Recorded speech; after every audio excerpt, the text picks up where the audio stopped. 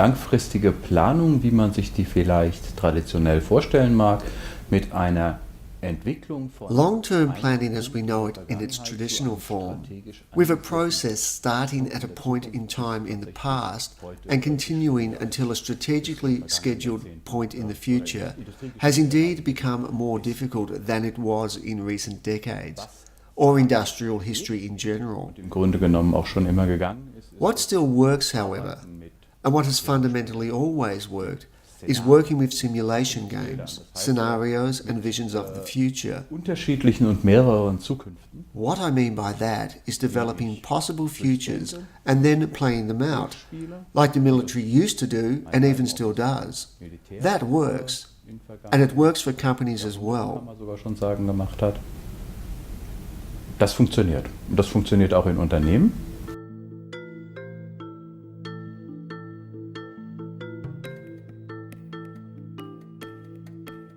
Strategische Planung im klassischen Sinne ist nicht tot, sondern Classic strategic planning is not dead. However, it is now being developed based on new wenn Sie theories. bestimmte When you have a range of visions and versions of the future, and you can use them to develop an understanding of what could potentially take place, global agierenden then Konzernen strategic planning is a must in both large global companies and in medium-sized companies.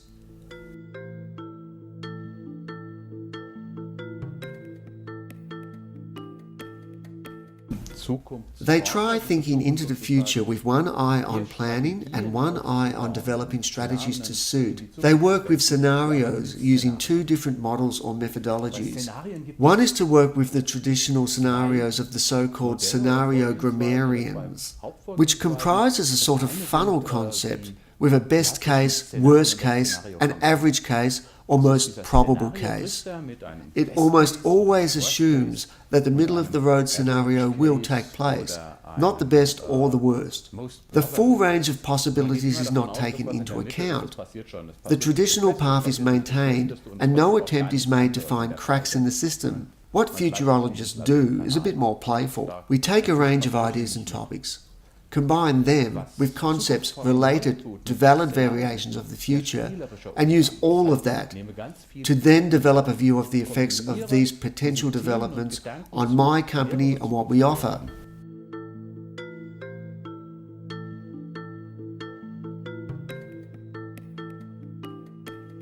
Und das immer wieder beim Begriff Spiel. When you play out a variety of scenarios, you get an idea of what could happen with your product given different general conditions, or how certain developments may affect your market. When you work with these scenarios, you find out that there are certain products and markets that develop positively under a variety of scenarios. When you work with these scenarios, you find out that there are certain products and markets that develop positively under a variety of scenarios. That in turn gives you a degree of planning security. If you then say, okay, now we've got 20% of our investment left over, we can take that risk. It only works given one scenario, but we like it and believe that it could unfold like that. Scenarios are helpful here, along with an analysis of the related odds and risks. Das Durchspielen dieser Möglichkeiten.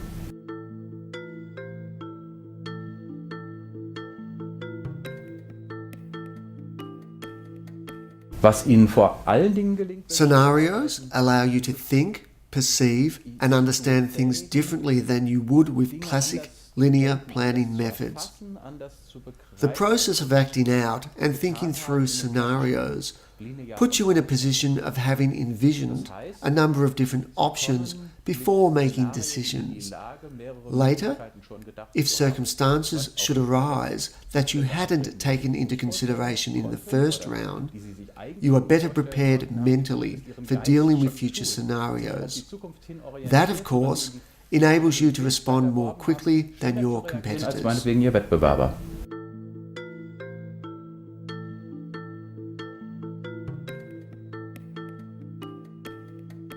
Ganz viele Entwickler Suppliers are actually driving a lot of developments at the moment. New products and new ideas are being forged. The larger OEMs are often the ones who can intelligently merge and integrate their supply chains. As an OEM, I therefore always have to pay close attention to and work closely with the suppliers, customers, and shareholders in my field so that I know where things are going. For example, I have to observe changes in mobility, understand the effects of automation in transportation and traffic, and recognize the effects of an aging population. And I basically have to do that along with the entire value chain. But I can only manage that if I include the other players in my assessment. It used to be that a supplier provided one component and that was then installed. Nowadays, in the ideal case, suppliers develop components. They don't actually supply them. They supply a sort of benefit. It is no longer about how something happens, but that it happens. Suppliers can develop and implement creative new technologies if they are not forced to simply deliver one specific standardized component. Still, to make sure everything runs smoothly, a joint process is required. Otherwise, contradictory developments would occur at opposing ends of the supply chain. Now that isn't necessarily a bad thing, because there are always different paths of development and opportunities at hand. But what is vital is that all of the players involved are communicating with one another. It is always advantageous when people think collectively about the future, but that is precisely what still appears to be difficult for companies, even if legal questions have been contractually clarified in advance. For example, with regard to inventions that are to be integrated into or developed as part of joint processes.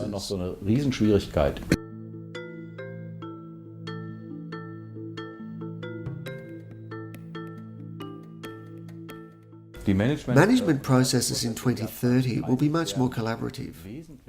Companies will involve their employees much more intensively, whether it's through workshops, scenario development, or war games. Participation will increase across the board in cooperative efforts with customers, suppliers, and service providers. These types of corporate networks will result in new decision-making structures. Management will still make decisions, but they will no longer manage the company in the classic way. Instead, they will be much more involved in the overall process that they will experience together with the other players. Another important point is that management in 2030 will spend more time developing visions of the future and coming up with concepts and images of how things should turn out. Russell Acroft developed what he called idealized design, in which a vision of the future is created using several different scenarios. Where do I want to go? What is the core strategic objective? You then adapt planning efforts to suit that core goal. As an automobile manufacturer, you may want to be a mobility service provider.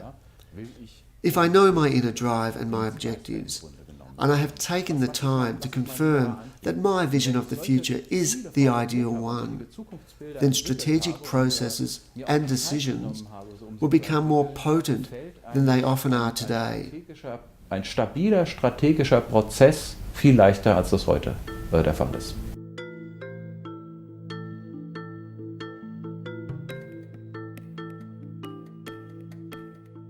Ich glaube, dass in der Welt, die so vielfältig und vielgestaltig und so... In a world as diverse and fractured as ours is today, it is no longer possible to manage or lead companies from the top down. Zu managen oder zu führen. If you want to take a company into the future, every employee needs to have a view of the vision of the future that management has developed. And that doesn't just mean management explains the concept to them. It means they understand that people on the second, third, and fourth levels have to be part of the program. Wenn man die in Foresight-Prozessen mitnimmt, by involving people in foresight processes, in the more playful and creative processes where they learn and begin to see themselves as part of a greater whole, it enables them to help steer the tanker, so to speak. One main task of a manager is to organize the right minds in such a way as to benefit the company. Szenarioentwicklung müssen diese Integrating employees into scenario development processes can achieve that. It needs to be more participative, but that doesn't mean it is less organized or that you need to lose control of the process. man dabei Kontrolle verliert.